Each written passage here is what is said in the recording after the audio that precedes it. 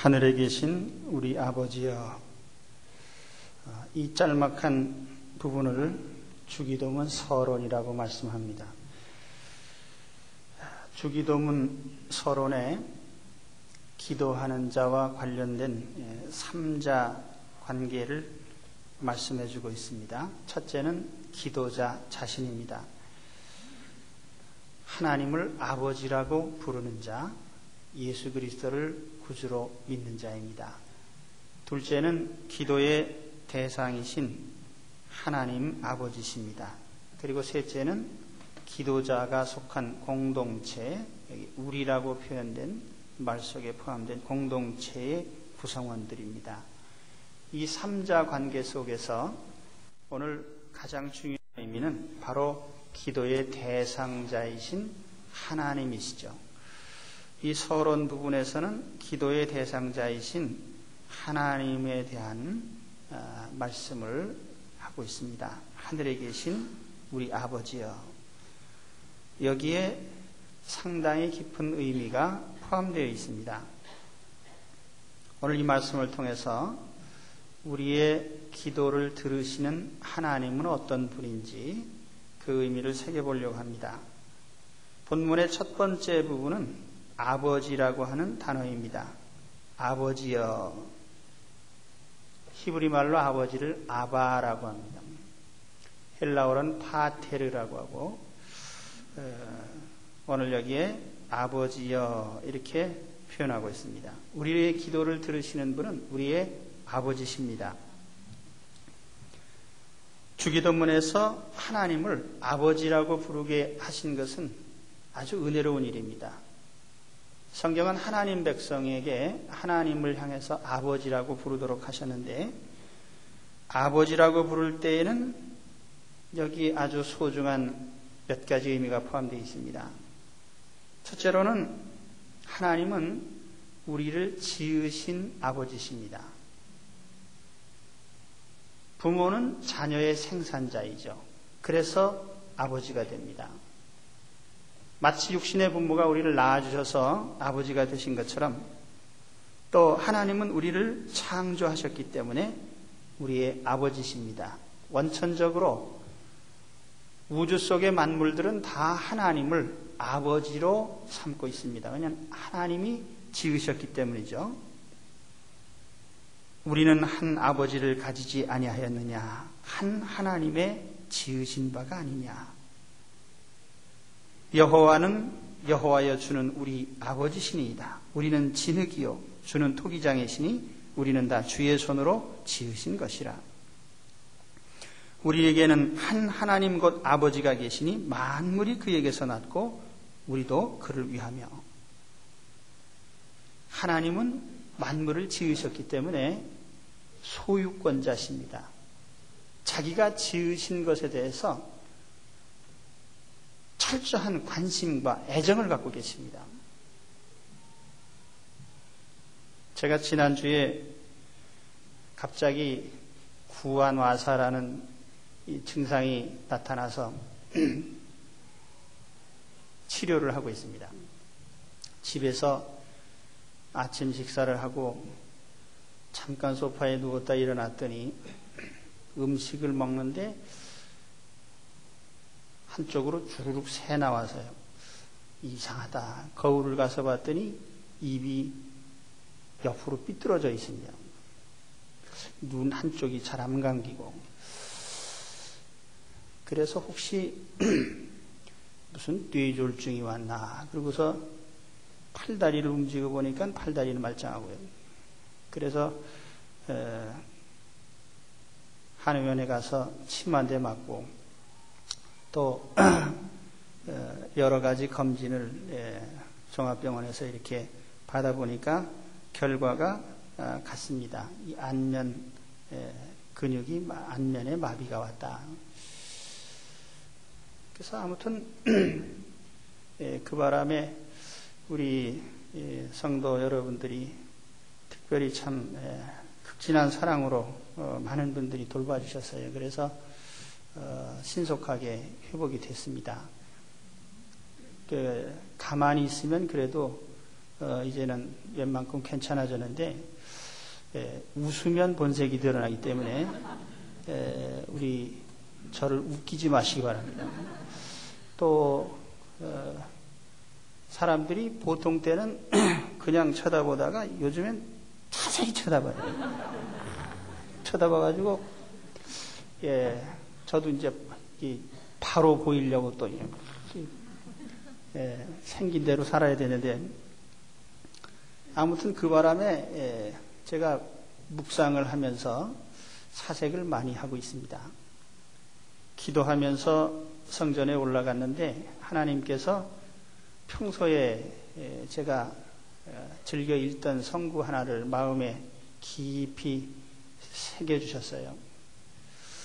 그래서 저는 매일 수십 번씩 하나님 말씀을 암송하고 있습니다. 야곱아, 너를 창조하신 여호와께서 이제 말씀하시느니라.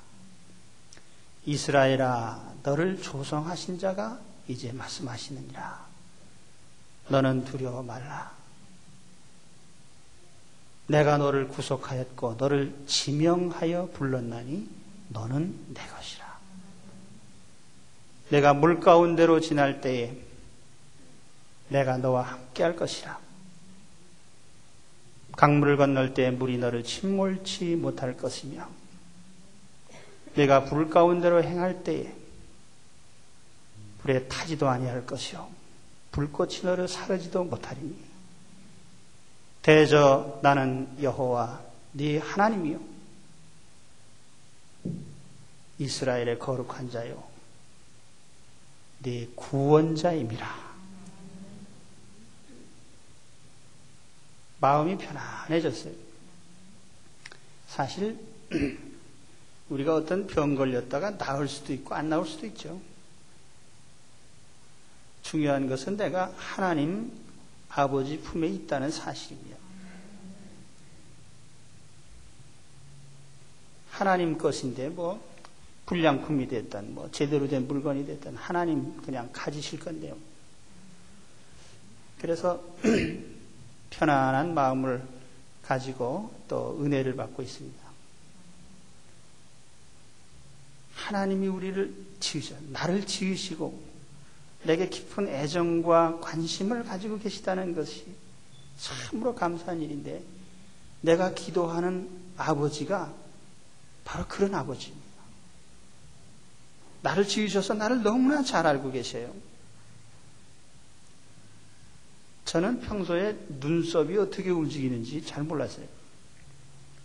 그런데 이상이 오고 나서 보니까 속눈썹은 움직이는데 겉눈썹은 안 움직여요. 세상에 이런 괴이한 일도 있을까요? 또 음식을 씹는 근육하고 입술을 움직이는 근육이 또 달라요. 그런가 하면 눈꺼풀이 이렇게 평소에 깜빡깜빡 하는 것이 그렇게 중요한 것인지 잘 몰랐어요. 이 눈꺼풀이 깜빡거리지 않으면은 눈물이 나와서 그냥 이게 눈 표면에 눈 아래 발라지질 않고 그냥 주르르 흘러가지고 계속 쏟아지기만 하고 어린거리기만 해요. 야, 참 기묘하게 만들어서 이 몸이. 그러니까 여러분 눈 깜빡이는 것에 대해서도 감사하셔야 되고요. 예, 이 기묘하게 움직이는 거예요. 근데 하나님께서 우리를 이렇게 묘하게 지으시고 잘 알고 계시고 내 인생에 대해서 너무나 깊이 관심도 가지고 알고 계시는 하나님이십니다. 우리가 아버지라고 부르는 분이 그런 분이에요. 오늘 그런 분께 우리가 기도를 하고 있는 것입니다.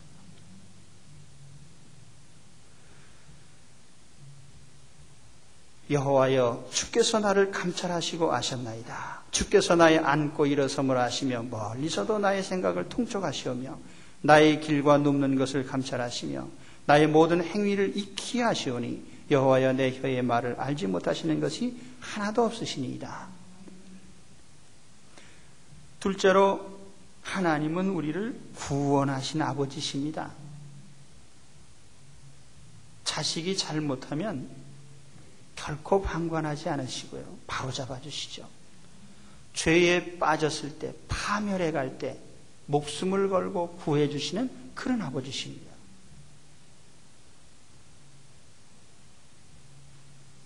언젠가 서해바다에서 이런 사건이 있었어요. 어떤 일가족이 자동차를 타고 섬에 놀러 갔다가 이제 되돌아오는 도중에 바닥 섬과 육지 사이에서 밀물이 들어왔습니다. 그래서 긴급히 대피할 수가 없고 차량 지붕으로 가족이 올라가서, 그런데 그런 상황에서 이제 아버지가 헤엄을 쳐서 구조를 요청하러 나오다가 그만 아버지는 돌아가시고 가족들은 구조를 받았습니다. 자식이 잘못되는 것, 가족이 잘못되는 것 결코 그냥 놔둘 수 없기 때문에 목숨을 버려서라도 구해내는 그 아버지죠.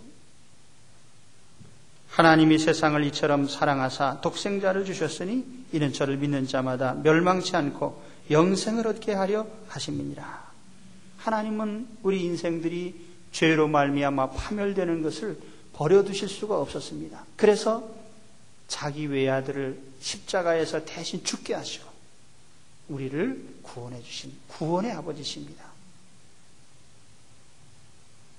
그래서 오늘 우리가 누구든지 어떤 죄를 졌을지라도 예수 그리스도를 믿기만 하면 하나님의 자녀로 받아주시는 그런 아버지십니다. 영접하는 자 곧 그 이름을 믿는 자들에게는 하나님의 자녀가 되는 권세를 주셨으니, 우리가 위기에 처해 있을 때, 우리가 파멸에 처해 있을 때 반드시 우리를 구원해내시는 구원의 아버지십니다.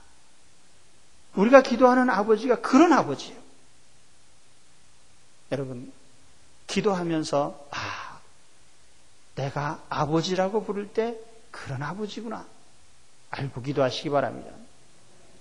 셋째로, 하나님은 우리가 잘 되도록 우리의 삶을 돌봐주시고 공급해 주시는 그런 아버지십니다. 저는 유복자로 태어나서요. 그래서 아버지라는 칭호를 평생 사용해 보지 못했습니다. 전 결혼하면서 그런 생각을 했어요. 내가 만일 아이들을 낳으면 정말 좋은 아버지가 되어야 되겠다. 그래서 제가 지금까지 목회를 하고 여러 가지 일을 하고 있지만 좋은 아버지가 되려고 한 노력이 제일 많이 했던 것 같아요. 뭐 내 인생에 중요한 것들이 많이 있긴 하겠지만 좋은 아버지 되는 것보다 더 중요한 게 있을까? 그래서 첫 아이 낳을 때부터 열심히 사진도 찍어주고 같이 놀러도 다니고, 남자아이들 태어나고 나선 또 겨우 걸음마 배울 때 벌써 야구방맹이 사가지고 글로브도 사고 축구공도 사고 개울가에 물고기로 잡으러 다니고 고수부지에 가서 운동도 하고. 우리 아이 또래 아이들 중에 유치원 안 다니는 아이들이 우리 아이들밖에 없어요. 유치원보다 우리 집이 재밌으니까요. 그런데도 이 녀석들이 사춘기 지나니까 아빠가 어디 가자 그러면은 아버지 혼자 가세요. 속으로는 섭섭하지만 그래도 그 아버지의 심정은 뭐냐면 자기들이 행복하게 살면 돼요. 뭐 다른 훌륭한 사람이 되고 뭐 이건 다 수사에 불과한 것이고 그저 본인들이 행복하게 잘 사는 것이 아버지의 소원입니다. 건강한 모습으로. 하나님이 우리를 향해서도 그래요. 우리가 이제 하나님 앞에 늘 그러잖아요. 하나님께서 입혀주신 은혜를 우리가 어떻게 갚을 수 있겠습니까? 그렇게 말은 하지만 하나님이 우리가 은혜 갚는 것보다는 원래 갚을 수 없는 사람들이에요. 그렇기 때문에 우리가 잘 사는 것이 하나님 뜻입니다. 그렇게 믿으십니까? 그가 하나님, 그래서 우리가 하나님 복의 근원이고 하나님 복 주시는 하나님이에요. 하나님은 생명을 주시고 양식을 주시고 풍성한 삶을 주십니다. 하나님이 주신 모든 생명체들이 다 이렇게 풍성하게 사는 것이 하나님의 뜻이에요. 저 캐나다에 가면은 베버라는 동물이 있습니다. 이 베버는 아주 특이한 습성이 있어요. 그래서 나뭇가지를 쭉 꺾어다가 개울을 막아서 댐을 쌓고요. 거기서 오락가락하면서 살아요. 연근 뿌리도 캐먹고 포플라 잎사귀도 먹고, 그거 참 어떻게 그렇게 살아갈까? 사람이 기르면 못하죠. 그런데 하나님께서 그렇게 길러주시는 거예요. 공중의 새를 보라. 심지도 않고 거두지도 않고 창고에 모아들이지도 아니하되 너희 천부께서 기르시나니 너희는 이것들보다 귀하지 아니하냐. 하나님께서 우리의 삶을 돌아보시는데 저 미물에 참새 한 마리도 하나님께서 잘 자도록 보살펴 주시는데, 하물며 하나님의 형상을 닮은 우리 인생이 잘 사는 것을 하나님이 왜 바라지 않으시겠어요? 그래서 하나님 우리가 잘 사는 거 바라십니다. 요즘 웰빙이라는 말을 쓴데 그걸 또 굳이 우리말로 번역을 하니까 뭐 참살인가, 그렇게 참살이가 맞는 건지 뭔지 난 잘 모르겠어요. 그런데 우리가 웰빙 그러면 주로 물질적인 개념으로 쓰거든요. 참 다이어트도 하고, 좋은 집에 살고, 환경 좋은 데 살고, 그것이 웰빙이라고들 말을 하는데, 제가 볼 때는 그 웰빙이 아니고요. 어글리빙이에요, 그게. 진짜 웰빙은요, 영적인 것입니다. 정신적인 거예요. 사실 우리가 행복하다, 불행하다가 육체적 감각으로 결정되는 게 아니고요. 마음에서 느끼는 거예요. 그리고 또 우리가 만족이라고 하는 개념. 그렇죠? 내 인생은 풍성하다. 이게 다 마음에서 오는 거예요. 하나님이 주시는 웰빙을 누리시기 바랍니다. 그러면 하나님 복 주시는 분이거든요. 하나님을 우리가 하나님 마음에 모시고 하나님 주신 영적인 은혜들을 받을 때에 마음으로부터 풍성한 삶이 우러나는 거예요. 이게 웰빙이에요. 그래서 하나님은 우리 모두가 다 웰빙을 하도록 그렇게 보살피시는 분입니다. 그래서 오늘 여러분이 기도할 때, 주기도문 시작할 때 하늘에 계신 우리 아버지여, 아버지라고 부를 때 나를 지으셔서 속속들이 아시고 관심과 애정을 가신 아버지, 나를 파멸해서 구원하신 아버지, 내가 잘 살 수 있도록 공급해 주시는 아버지, 그 아버지를 향해서 내가 기도하고 있다. 이것을 늘 깨달으시기 바랍니다. 그것이 바로 이 주기도문에서 이 아버지라는 말이 가르쳐주는 뜻입니다. 그 다음 부분은, 두 번째 부분은 하늘에 계신이라고 하는 이 말입니다. 우리 기도를 들으시는 아버지는 하늘에 계십니다. 이 아버지란 말은 친근한 느낌이 들죠. 뭔가 나와 가깝고 친근하고, 그런데 하늘에 계신이라고 말할 때 가까운 개념보다는 뭔가는 나와 다른 아버지시다, 그런 느낌을 받습니다. 사실 성경에 이 하늘이라는 단어는 아주 중요한 두 가지 개념이 있어요. 첫째는 하늘은 땅과 대조되는 것입니다. 땅이 어떤 것입니까? 땅은 죄가 지배하는 곳입니다. 땅은 불순종과 불신앙이 가득합니다. 죽음이 있습니다. 병들고 아프고 고생스러운 곳입니다. 미워하고 싸우고 다투고 온갖 불행이 가득한 곳입니다. 그것이 땅입니다. 그럼 하늘은 어떤 곳입니까? 하늘은 정의의 곳입니다. 하나님을 믿고 순종하는 곳입니다. 영생하는 곳입니다. 건강하고 편안한 곳입니다. 서로 사랑하고 화목한 곳입니다. 그래서 모든 행복이 충만한 곳이 하늘입니다. 그래서 하나님이 계신 곳과 우리가 있는 땅이 이렇게 다르다는 거예요. 그럼 땅은 왜 이렇게 하늘과 다른 처소가 됐을까? 그 근본 이유는 인간의 죄 때문입니다. 인간의 죄가 땅을 더럽혔어요. 창세기 3장 17절에 보면 아담이 범죄하는 순간 땅은 저주를 받았노라고 말씀합니다.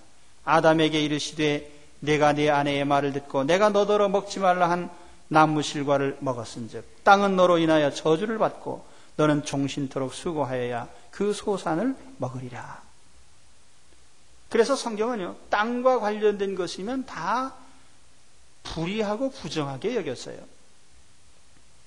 땅 자체가 부정한 게 아니라 사람이 부정하기 때문에 땅을 하나님께서 불의하게 여기시는 거예요. 그래서 구약 레위기에 나오는 그 부정한 음식 목록이 있잖아요.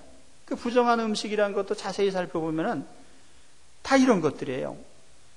배를 땅에 대고 기어다니는 동물들, 진흙탕 속에 사는 비늘 없는 물고기, 땅에서 도약하지 못하는, 뛰어오르지 못하는 곤충들, 대부분이 다 부정하다는 거예요. 이게 뭐냐면 땅이라고 하는 곳이 부정한 곳이기 때문에 여기서 땅에서 이탈하지 못하는 이런 동물들을 부정하게 여긴 것입니다. 말하자면 땅은 부정한 곳이에요. 사실 요즘도 이 사람 사는 세상에서 제일 문제가 되는 게 땅입니다. 여러분, 대한민국에서 제일 비싼 땅이 어느 곳에 있습니까? 예, 죄 많은 땅이 비싼 땅이요. 예. 강동구에서 제일 비싼 땅이 어디입니까? 양락없어요. 나이트클럽, 카바레, 술집, 요정, 괴이한 집, 이상한 사진 붙은 집, 그런 데가 비싼 땅이에요. 예. 서울서 비싼 땅 찾아보시라고요. 다 죄가 많은 땅이에요. 사실 우리는 이 죄 많은 땅에 몸을 대고 살고 있다는 걸 항상 잊지 말아야 됩니다. 그러니까 하나님께 기도할 때에 이 점을 명심해야 돼요. 나는 죄로 오염된 땅에 살면서 저 하늘의 거룩하신 하나님을 바라보고 있습니다. 당연히 우리는 하나님 앞에 우리의 죄를 정리해야 됩니다. 하나님 앞에 기도하는 자는 그렇기 때문에 항상 죄 많은 땅에서 오염된 자신을 털어내면서 하나님 앞에 다시 말하면 회개하면서 죄를 청산하면서 하나님께 기도를 하라, 그 말이에요. 정말 내가 정당한 것을 하나님께 기도하고 있는지, 욕심에 가득 차서 구하고 있는지, 이걸 알아보라는 것입니다. 미신을 믿는 사람은 욕심이든지 뭐든지 상관없어요. 빌기만 하면 돼요. 그렇지만 하나님은 인격자십니다. 하나님은 불의한 것을 용납지 않는 분이에요. 그래서 야고보 사도는 우리 성도들의 기도할 때 이렇게 하라고 했어요. 너희 중에 병든 자가 있느냐? 저는 교회의 장로들을 청할 것이요, 그들은 주의 이름으로 기름을 바르며 위하여 기도할지니라. 믿음의 기도는 병든 자를 구원하리니 주께서 저를 일으키시리라. 혹시 죄를 범하였을지라도 사심을 얻으리라. 이러므로 너희 죄를 서로 고하며 병 낫기를 위하여 서로 기도하라. 의인의 간구는 역사하는 힘이 많으니라. 여기 보면 서로 죄를 고하면서 기도를 해라. 이 말은 하나님 앞에 나올 때 하나님은 거룩하신 분이에요. 죄를 용납지 않는 분이에요. 그런 분 앞에 우리가 기도를 하기 때문에 우리 자신의 삶을 돌이켜보면서 정말 잘못된 것을 회개하고 고치면서 그리고 하나님께 기도하라는 것입니다. 오라, 우리가 여호와께로 돌아가자. 여호와께서 우리를 찢으셨으나 도로 낫게 하실 것이요, 우리를 치셨으나 싸매어 주실 것입니다. 혹시 우리가 잘못되더라도 하나님 앞에 돌이키면서 기도하는, 이것이 우리의 기도자의 모습이에요. 그래서 오늘 여기에 하늘에 계시다는 그 말의 뜻이 죄를 용납지 않는 거룩한 곳에 계신 하나님, 우리는 죄 많은 땅에서 거룩하신 하나님을 향해서 기도하고 있다는 것을 기억을 하시라고 말입니다. 사람은 잘못해도 어물쩍 넘어가는 수가 있습니다. 요즘 제일 큰 정치적 이슈가 뭐예요? 과거 청산 아닙니까? 근데 사실 제가 볼 때는 그래요. 과거 청산이라는 것은 너무너무 힘든 주제다. 그것은요, 남이 청산해주면 안 되는 문제예요. 자기가 청산해야죠. 모든 인간 중에 과거 없는 사람은 단 한 사람도 없어요. 그러면 그 문제를 누가 해결해야 돼요? 본인이. 내가 회개하는 것이 첫째예요. 오늘 여러분, 하나님은 놓으라고 말하시는 하나님이에요. 하나님은 우리에게 예수도 있지만 안 된다는 것은 명백하신 분이에요. 그 하나님 계명 아닙니까? 그렇기 때문에 우리가 하나님 앞에 잘못한 것은요, 철저하게 고치고 회개해야 됩니다. 기도할 때에 우리는 하나님 앞에 회개하면서 기도하라, 그 말이에요. 인간의 영원한 목적지라는 의미가 담겨 있습니다. 땅은 인생에게 임시거처입니다. 성경은 그래서 우리 인생들을 이 세상에 나그네라고 말씀해요. 야곱이 바로에게 고하되 내 나그네 길의 세월이 130년이니이다. 나의 연세가 얼마 못되니 우리 조상의 나그네 길의 세월에 미치지 못하나 험악한 세월을 보내었나이다. 너희는 나그네요 우고하는 자로서 나와 함께 있느니라. 나그네와 우고한 자, 이것이 우리 인생이에요. 최근 제 친구 하나가 평생 교육계에 몸을 담고 있다가 명퇴를 했습니다. 그리고 미국으로 이민을 간다고 그래서 친구들이 환송식을 해줬어요. 그런데 이 친구가 아이들을 어려서 미국에서 공부를 시키느라고 가족은 미국에 가 있고, 그래서 그 교포 사회에서는 기러기 아빠로 소문이 났습니다. 그러다가 이제 이리 갈까 저리 갈까 하다가 이제 정리해가지고 미국으로 갔습니다.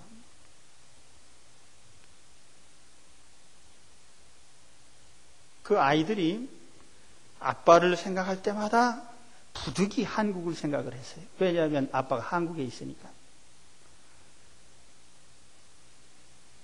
우리가 하늘에 계신 아버지라고 부를 때 우리는 하늘을 반드시 생각해야 됩니다.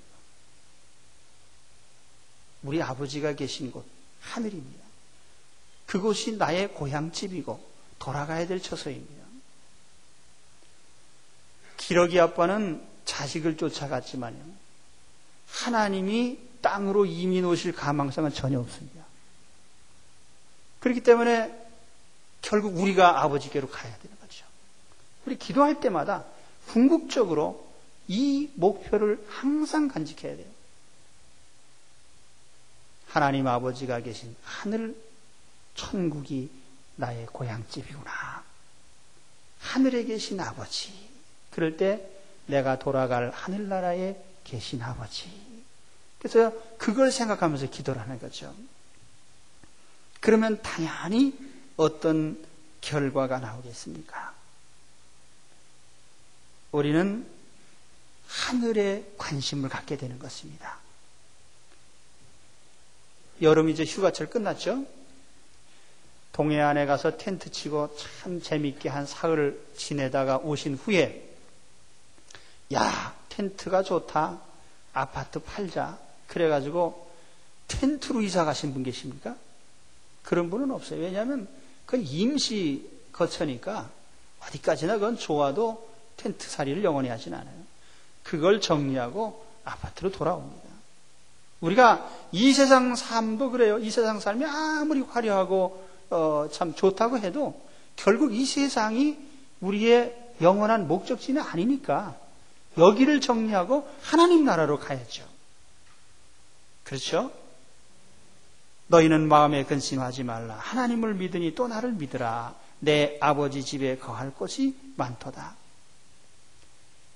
우리는 천국을 항상 우리의 비전으로 가지고, 내가 항상 돌아갈 곳이라고 하는 이 철저한 의식 속에서 우리가 살고 있어야 됩니다. 사실 우리가 현재 대한민국을 움직이는, 또는 지구상에서 지금 가장 큰 산업이 무엇입니까? 가만히 보면 이런 것들이에요. 자동차 산업, 의류 패션 산업, 건축 토목 사업, 통신 영상 산업, 식품 산업, 놀고 즐기는 오락 산업, 유통업, 각종 서비스업. 그런데 가만히 보면 이런 산업 구조가요, 이것이 현대 사회에 와서 형성된 것만은 아니에요. 사실 이런 기본적인 구조는 3000년 전이나 원시시대나 똑같아요. 사람 움직이고 이동하는 문제, 먹고 사는 문제, 또 의식주, 그렇죠? 거처의 문제. 결국 사람이 산다는 것은 땅에서 움직이는 이 모든 것이 같은 패턴입니다. 그래서 전도서에 보면 해 아래는 새 것이 없다고 그랬잖아요. 여러분, 천국에 가실 때 현재 이 땅에 있는 산업 중에 천국에까지 가져가서 써먹을 만한 게 있겠습니까? 하나도 없습니다. 이 땅에 아무리 좋은 산업이 통신이 발전되고 좋은 영상물이 있고 다 소용없어요. 천국에 가면 다 못 써먹습니다. 다 폐기돼야 돼요. 그러니까 우리가 하나님 앞에 이 땅에 있는 것 가지고 기도하다가 이런 생각을 해요. 내가 지금은 정말 이것이 절대절명으로 필요하고 중요한 것 같아서 내가 하나님께 구하고 있지만 사실 천국에 가서 소용없는 것이 있습니다. 정말 중요하지 않은 게 있어요. 그걸 깨달으라는 겁니다. 기도하다가. 저는 텔레비에서 북한 사람들 나올 때마다 측은한 생각이 들어요. 이산가족 찾기 할 때 이북 사람들 상투적으로 하는 말이 있잖아요. 우리는 어버이 수영님께서 도와주셔서 이밥에 고깃국 먹고 잘 살고 있습니다. 세상에 요즘 세상이 어떤 세상인데 쌀밥에 고깃국 먹는 거 잘하고 있어요.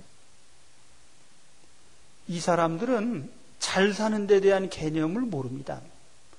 옛날에 우리 어려서 그랬거든요. 한국 사람은 집집마다 지게가 3개고 미국 사람은 집집마다 자가용이 3대고 그 자가용 3대씩 굴리는 삶이 얼마나 잘 사는 삶인지 우리가 몰라요. 그러니까 그저 잘 사는가 보다. 북한 사람들은 문명 세계를 모릅니다. 그러니까 이 사람들이 잘 사는 데 대한 개념이 없어요. 제가 천국 얘기하는 거예요. 천국도 마찬가지예요. 오늘 우리가 천국을 모르니까 천국이라는 것이 얼마나 아름다운 삶이고 이 지상의 것이 왜 필요 없는지에 대해서 우리는 상상이 가질 않아요. 그래 내가 현재 가지고 있는 게 중요한 것 같아요. 이 밥에 고깃국 먹는 거예요. 예? 사도 바울이 천국의 환상 중에 갔다 와가지고 이런 말을 했어요. 그런데 설명이 너무나 간단합니다. 그가 낙원으로 이끌려가서 말할 수 없는 말을 들었으니 사람이 가히 이르지 못할 말이로다. 이게 천국의 설명 끝입니다. 이걸로. 그러니까 천국에 무슨 새 소식이 있나 하고 이렇게 자세히 봐도요. 설명이 없어요. 말할 수 없는 말을 들었으니 사람이 가히 이르지 못할 말이로다. 이게 뭐예요? 인간의 언어로 설명해봤자 소용도 없고 말해봤자 알아듣지도 못할 테니까 그저 말 안 하는 게 낫다. 그런 말입니다. 그게 천국이에요. 자, 여러분, 오늘 우리가 기도할 때마다 우리는 하늘에 계신 아버지를 바라봐야 됩니다.